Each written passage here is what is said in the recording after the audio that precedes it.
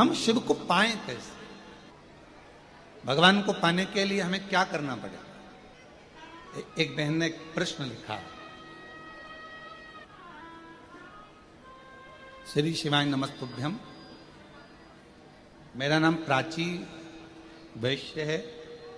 कहीं बैठी हो प्राची जी तो हाथ हिला सकती हैं, और अगर पीछे कहीं बैठी हो तो पीछे के रास्ते से आकर एक बेलपत्र ले सकती है। मेरा नाम प्राची वैश्य है, पिता का नाम इंद्र प्रकाश वैश्य है।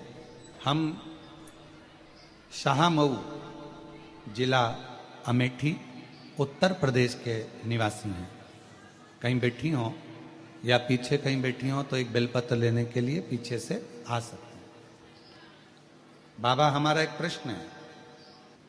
पहला तो ये है कि ये आस्था चैनल वाले लाइव दिखाते दिखाते आरती में काट क्यों देते? अब ये तो मेरी बहन और मेरी जीजी और मेरे जीजाओं तो मैं प्रणाम करूं, ये आस्था वालों से पूछना क्यों काट दे? हो सकता है अच्छी दुश्मनी हो, समय हो जाता है इसलिए काट दिया जाता होगा, क्योंकि और भी विद्वत ब्राह्मण जन जो कथा करते हैं वो उनका समय, उनका आगमन होना रहता है, तो फिर ये विराम दे दिया जाए। फिर लिखा कि हम आरती कैसे करें जब तुम काटी देते हो तो मन मेरा मंदिर, आंखें दिया बाती, और होठों की है तालियां और रोम फूल बाती। हृदय से आप भगवान को आरती करो, दिल से प्रार्थना करो, भगवान स्वीकार करो। फिर एक प्रश्न लिखा उन्होंने, गुरुजी हम शिव जी के मंदिर जाते हैं, हम एक लोटा जल भी चढ़ाते हैं, हम रोज बाबा को एक माला भी करते हैं, हम भगवान शिव की आराधना भी करते हैं, पर एक बात समझ में नहीं आती कि शिव जी हमारे स्वप्न में शिवलिंग क्यों दिखता? शिवलिंग दिखने का कारण क्या? शिवलिंग क्यों नजर आता? मेरा प्राची वैश्य से जो पिता श्री इंद्र प्रकाश वैश्य हैं, शाहमऊ जिला अमेठी उत्तर प्रदेश से आई हैं, हम उनसे कहेंगे कि अगर भगवान की आराधना करने के बाद भी, शिव जी की पूजन करने के बाद भी यदि आपको भगवान शंकर का शिवलिंग रोज नजर आ रहा है तो समझ लो तुम्हारे घर में कोई शुभ कार्य होने वाला है, भगवान शंकर की कोई करुणा होने वाली है और शुभ कार्य की शुरुआत हो गई। देखो, तुमने पत्र लिखा और आज पहले नंबर पर ही तुम्हारा बाबा के धाम में व्यासपीठ पर आगमन हो गया। ये शिव कृपा है। ले बेटा, शंभु शंभु, रोते नहीं, खुश हो, बाबा ने बड़ी करुणा करी है तुम लोग, ये परिवार माता पिता के लिए। रोते नहीं, खुश हो, शिव कृपा है। ये तो बाबा बुलाता रहे और आप लोग इससे ही शिव कथा को श्रवण करते रहें और अपने जीवन को आनंदित बनाते रहें। एक लाइन इन्होंने लिखी, अच्छी है। सीहोर जाऊंगी सखी में, सीहोर जाऊंगी, सीहोर जाऊंगी सखी में, सीहोर जाऊंगी, मेरे मन में नहीं है धीर सखीरी में, सीहोर जाऊंगी, मेरे मन में नहीं है धीर सखीरी में, सीहोर जाऊंगी, सीहोर जाऊंगी सखी में, सीहोर जाऊंगी, सीहोर जाऊंगी सखी कुबरेश्वर जाऊंगी, मेरे मन में नहीं है धीर सखी में, सीहोर जाऊंगी। ये शिव जी की बड़ी उदारता है, शंकर की। तो कोई कहे कि हम भगवान शिव की आराधना कर रहे हैं, हम भगवान शंकर की अर्चना कर रहे हैं, हम भगवान शंकर की पूजन कर रहे हैं, हम भगवान शंकर का स्मरण कर रहे हैं, हम भगवान शंकर के पूजन पाठ में लगे हैं और शिव जी हमको स्वप्न में क्यों दिख रहा है? तो ये जानकर रखो कि वो तुम्हारा पिता है, वो तुम्हारा पिता है। शिवलिंग दिख रहा है मतलब कोई अच्छा कार्य आपकी जिंदगी में होने वाला है। मन में भगवान से मिलने की उमंगता, उत्साह बढ़ रहा है तो समझ लो शिव की कृपा है, भगवान शंकर की कृपा है, करुणा है। और यदि परमात्मा से मिलन की आस बढ़ रही है, उत्साह बढ़ रहा है, उमंगता बढ़ रही है, ये शंकर की उदारता है, शंकर की करुणा। पहले का नियम था जब भी मम्मी पापा माता पिता जब बैठते थे एकांत में तो कुछ परिवार के लिए अच्छा करने की बात करते थे, कुछ नया करने का प्लान करते थे। ये मोबाइल ने सारे प्लान फेल कर दिए। पत्नी अपना मोबाइल लेकर बैठी रहती है, रात्रि के समय पति अपना मोबाइल लेकर बैठा रहता है। एक कोने में वो व्हाट्सएप चलाती रहती है, दूसरे कोने में वो गूगल और फेसबुक चलाता रहता है। अब दोनों के आपसी तालमेल कैसे मिलेंगे? विचार तो समाप्ति हो गए।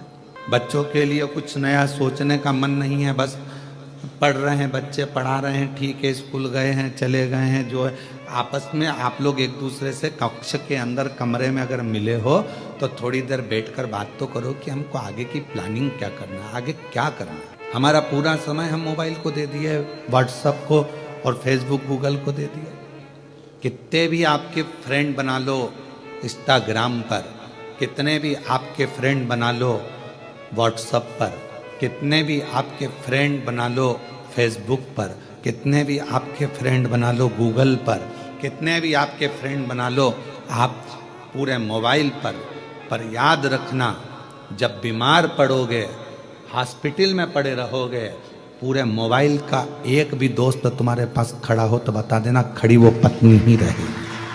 जिसको तुमने टाइम नहीं दिया वो पत्नी, जिसको तुमने टाइम नहीं दिया वो पति, जिसको तुमने टाइम नहीं दिया वो सास, जिसको तुमने टाइम नहीं दिया वो ससुर, जिसको तुमने टाइम नहीं दिया वो मम्मी, जिसको टाइम नहीं दिया वो पापा। आखिरी में खड़े केवल परिवार का ही व्यक्ति रहेगा। बाकी के जितने मोबाइल पे जुड़े वो बाद में लिखने को तैयार मिलेंगे ओम शांति।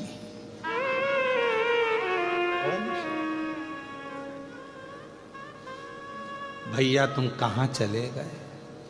बस कितने दिन लिखेंगे? एक दिन, क्योंकि उनको मालूम अब तो कोई इंस्टाग्राम चलाने वाला नहीं, इसका कौन फेसबुक यूट्यूब, बात खत्म। और हम उनको समय दे रहे हैं जो हमको समय दे ही नहीं पाए। अपने माँ को हमने समय नहीं दिया, पिता को समय नहीं दिया, अपनी पत्नी को समय नहीं दिया, अपने पति को समय नहीं दिया, अपने बच्चों को समय नहीं दिया, अपने भाई बंधु को समय नहीं दिया, और बहन को समय, भाई को समय, इनको समय नहीं दिया, और सबको दिया। दिन भर लगे रहे, दिन भर कि कौन काम आया? एक बार लिख देना मेरे को 5 लाख की जरूरत है, देखिए हम पूरे मोबाइल में से कोई 5 लाख रुपए भेज दे तुमको। 5 लाख भी जान दो, 500 रुपए के लिए लिख दो कि मुझे 500 की जरूरत है, 500 कोई भेज दे तो बात। आप जिसको समय दोगे वो तुम्हें समय देगा। यहाँ कथा में बैठकर आप फालतू का समय बर्बाद नहीं कर रहे, आप शिव को समय दे रहे हो, शंकर जी को समय दे रहे हो, तो मेरा शंकर भगवान भी तुम्हारी दुख की घड़ी में समय जरूर है। और क्या चाहिए?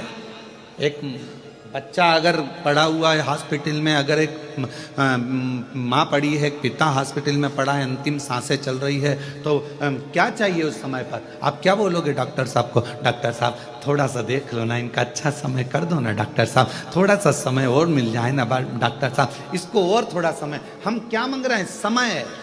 जब व्यक्ति हॉस्पिटल में पड़ा रहता है, भगवान से पैसा नहीं मांगते हैं, अटैची नहीं मांगते, माल नहीं मांगते, प्रॉपर्टी नहीं मांगते, हम उस समय मांगते हैं समय। भगवान इसको, छोटे बच्चे हैं इसके, प्रभु 2-4 साल और निकल जाए, समय दे दो।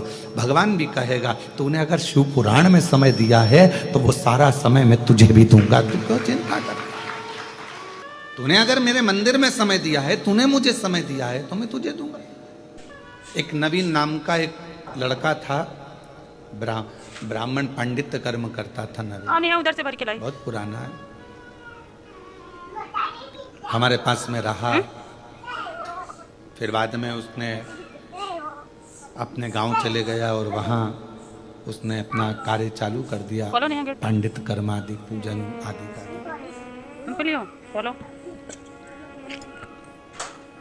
और ऐसा ही एक पुत्र और हमारे साथ में रहा, जबलपुर के सचिन। तो वो बालक बोला कि गुरुजी मुझे एक बीमारी हो गई है और बहुत दुखी हूं मैं, बहुत दुखी। हमने कहा क्यों टेंशन लेता है, क्या हुआ? डॉक्टर ने कह दिया कि मैं केवल 2-3 महीने का हूं। मैंने कहा डॉक्टर बोला है ना, शिव तो नहीं बोला ना। तो हमारे साथ में इतने साल रहा, तूने सेवा करी, बिना विचारे बिना सोचे, तो क्यों चिंता करता?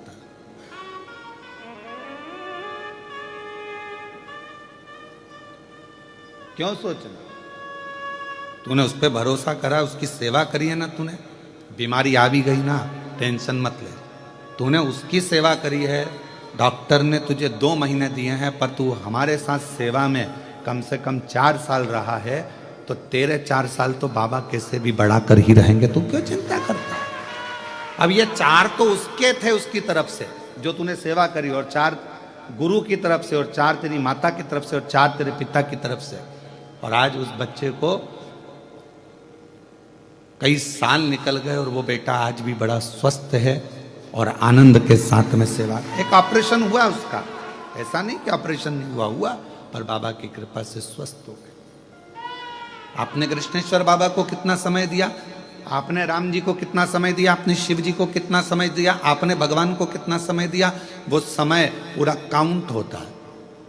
आपने परमात्मा को दिया है तो परमात्मा भी आपकी दुख की घड़ी में, अंत घड़ी में, और अंत समय प्रभु आना पड़ेगा, वचन दिया तो निभाना पड़ेगा।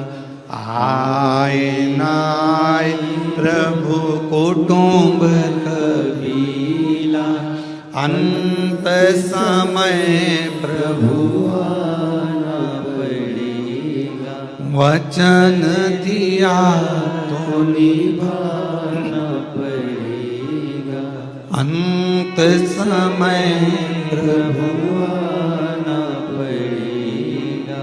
तो ये अंत बिंदु, आप क्या सोचे, क्या विचार करें?